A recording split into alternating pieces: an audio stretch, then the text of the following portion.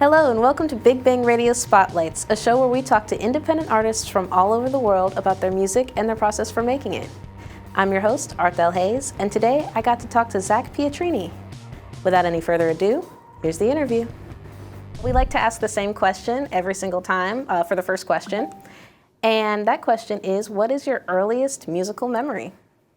Probably having dance battles to, if you remember or have heard of the Christian hip hop group DC Talk, my brothers and I used to have dance offs in our room at I probably would have been 4 or 5 at the time, and remember being really into that. Your new album, Rock and Roll is Dead, is out now. Do you have a favorite song on that album?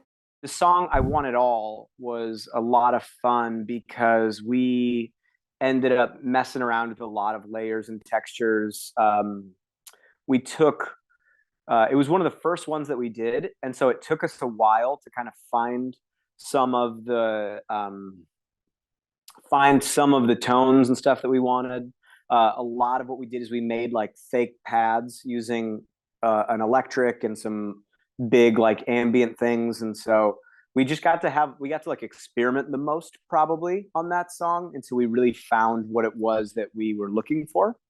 So that was probably the most fun for me. It's like the pinnacle of creativity at that point when it's like you're still kind of looking for some of your parameters. What do you hope people take away from your music?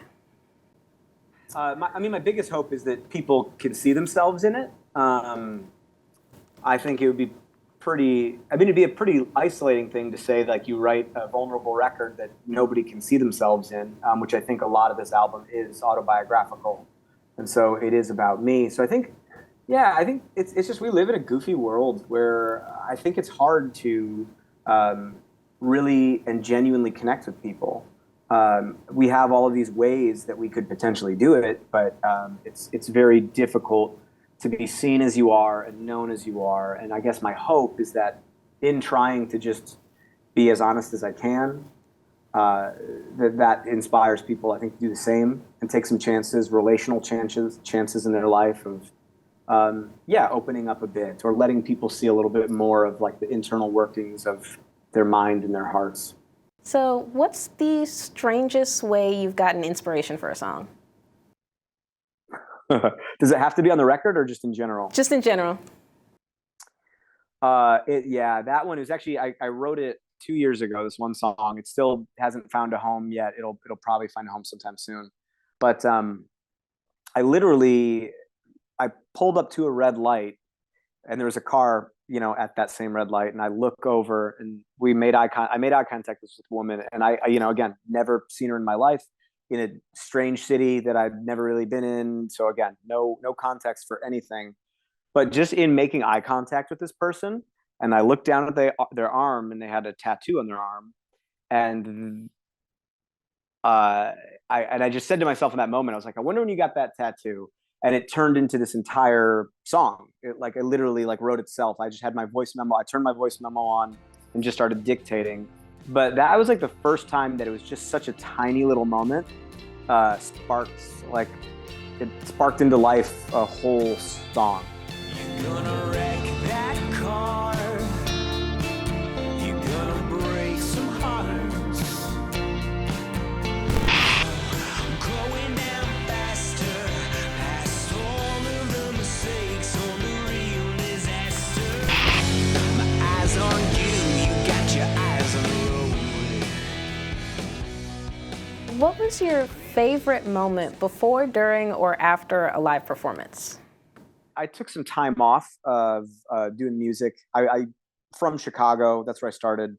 Took a couple years off because I just got burnt out, and then started back up again up in Milwaukee where I live now, and got some really good traction pretty quickly, and had a big release show for an album that we put out in 2017. And I just didn't really know what to expect. Like, I really worked super hard in promoting it and doing my best to get it out there. And, you never know. It's like, you could do all the work in the world and sometimes only 20 people show up, and that's just a reality. But the show ended up it ended up overselling. and like I had a friend who was working the door, and he was just like, yeah, whatever. He just kept cramming them in, and just like looking out in the middle of the set and just seeing so many faces that I knew, and then so many faces that I didn't. When it was my first big release in this new town, really didn't know what to expect. It was just a really sweet moment. Just felt really honored and supported in ways that I never really got to, I think, in Chicago in the past. And so it just was really, it was a really sweet moment, one that I'll probably hold with me for quite a while. What's the most difficult step of the song making process for you?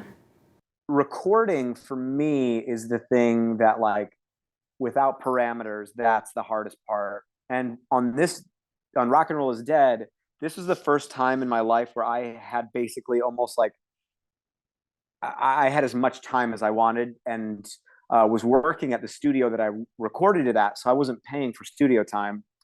And I think that was just the most difficult thing, is because, you know, when you think about, there's no like there's no limitation.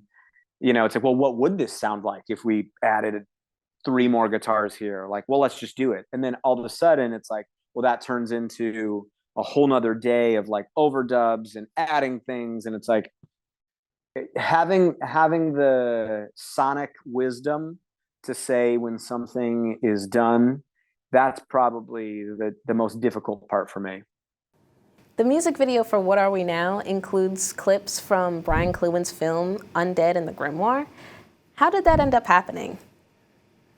Brian he's out in LA now, but I know him from our time here in Milwaukee, and he's a filmmaker. We actually randomly just met at like a brunch one day where it was just I don't even know who all or why it happened, and honestly, the way I got there was confusing as well. But anyway, I met him that way, and we had done a couple smaller projects where he shot a couple like acoustic videos for me several years ago. And we worked on I hired him so that we could work together on the music video for 17, which is the other single and video off Rock and Roll is Dead.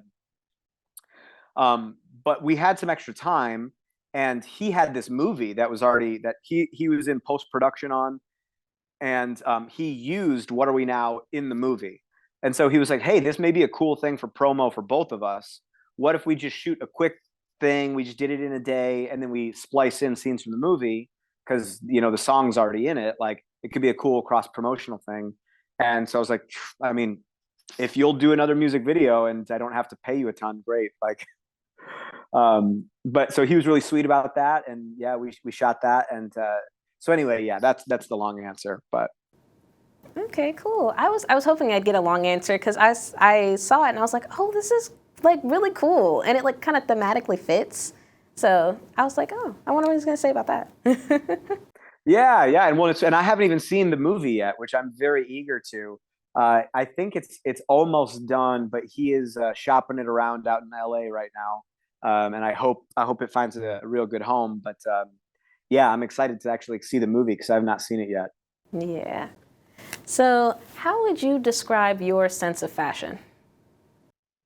My sense of fashion? Yeah. Tired dad indie thrift store. Yeah. Does that work? Yeah, I like that answer. I thank you. I in my mind, I wish that it was more like rad dad motorcycle kind of a thing, maybe. But I just don't like spending money on clothes, so it's like whatever's clean and on the ground, you know. Yeah, I get it. I like fashion, so I try to throw in a fashion-based question. So. I wish I had a better answer for you. Oh, but, no, yeah. no. I love every answer because everybody's sense of fashion is individual and it's more complex than some people realize. So I always just like to get it from people. Nice. So the last question for today is, where can people keep up with you online? Yeah, the best way to do it is on my Instagram. It's just Zach Pietrini. Everything of mine online is Zach Pietrini. You can find it on Facebook. I've got a website that I keep pretty well updated. But again, it's on all streaming platforms, whatever you prefer. I do prefer that people, you know, buy the music and then, you know, stream it as much as you want. Don't care. But yeah, if you type Zach Pie in Google, it's only me that comes up. It's not any kind of pie, it's just me. Thanks to Zach for sitting down with us and talking all about his music. If you want to see more interviews just like this one, you can find us online at Studio 67 NCC.